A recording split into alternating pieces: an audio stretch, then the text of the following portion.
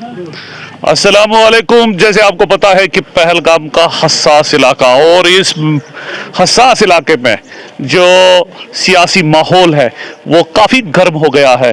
एक तरफ national conference के उम्मीदवार है, दूसरी तरफ जम्मू कश्मीर अपनी पार्टी के, लेकिन वही पीपल्स डेमोक्रेटिक पार्टी के डॉक्टर शब्बीर सिद्दीकी साहब भी कम नहीं है। ऐसा लग रहा है कि शब्बीर साहब जहां जाते हैं लोगों के दिलों में पहले ही इन्होंने जगह बनाई है और काफ़ी एंथुजियास्टिक इस वक्त है।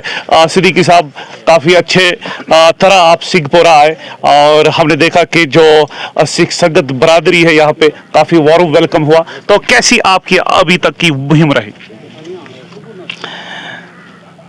अस्सलाम वालेकुम तसदुक साहब, पहले मैं आपका शुक्रिया अदा करता हूँ कि यहाँ आप आए और हमारी बात सुनने के लिए। जी। तो आप देख रहे हैं कि लोग हमारे साथ बहुत जुड़ रहे हैं। जी। हम लोगों के पास जा रहे हैं परफॉर्मेंस लेके। जी। हम इनके पास जा रहे हैं जो मुफ्ती साहब ने 2002 में यहाँ पर जब गवर्नमेंट बनाई थी। जी। उस वक्त आपको पता है कि लोगों के कितनी मुश्किलात थे। जी।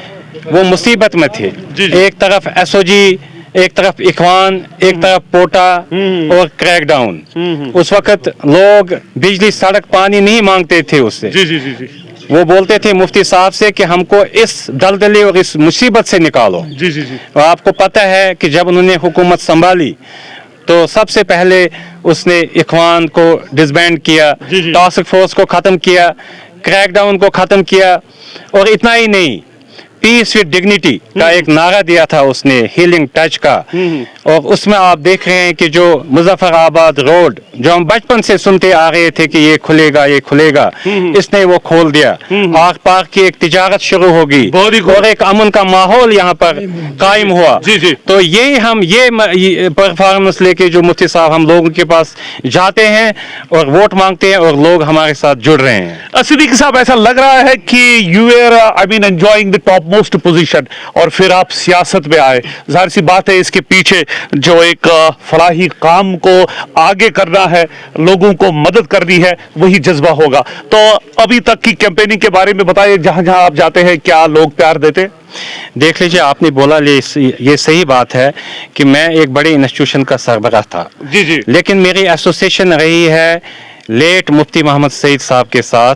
मैं इनका पर्सनल फिजिशियन था। जी। तो मैंने देखा कि अगर डॉक्टर भी लोगों की खिदमत कर सकता है, वही एक पॉलिटिशियन अगर उसकी नीयत ठीक होगी, वो भी उसको एक बड़ा प्लेटफॉर्म मिल रहा है खिदमत करने के लिए। बहुत ही खूब। तो वहां से मैं इंस्पायर हो गया।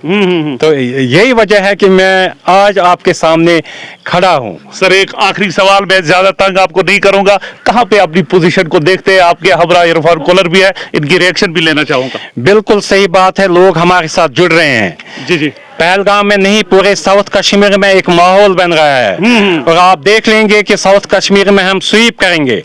और स्वीप की बात, और स्वीप ही नहीं, और मैं आपको बोल रहा हूं कि पीडीपी के बगैर गवर्नमेंट नहीं बनेगी। जो भी गवर्नमेंट बनेगी वो पीडीपी के सपोर्ट के साथ बनेगी।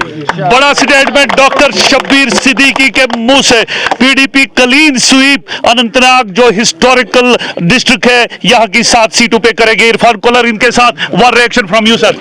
हम आज रीच आउट कर रहे हैं, लोगों तक पहुंचने की कोशिश कर रहे हैं। कोशिश ये भी कर रहे हैं कि किस तरह ज्यादा से ज्यादा लोगों को अपनी तरफ रागिब की जाए। दिस इज ऑल फंडा, इलेक्शन फंडा। लग रहा है डॉक्टर साहब के हौसले काफी बुलंद है। नहीं, इंशाल्लाह बहुत आगे जा रहे हैं। इंशाल्लाह हौसले भी बुलंद होंगे और इंशाल्लाह जीत भी हमारे हक में होगी। तो डॉक्टर शब्बीर सिद्दीकी पहलगाम में जो खूबसूरत हल्का इंतखाब है, यहाँ के लोगों की नुमाइंदगी करना चाहते हैं, लेकिन शर्त 18 तारीख को आपको वोट डालने होंगे।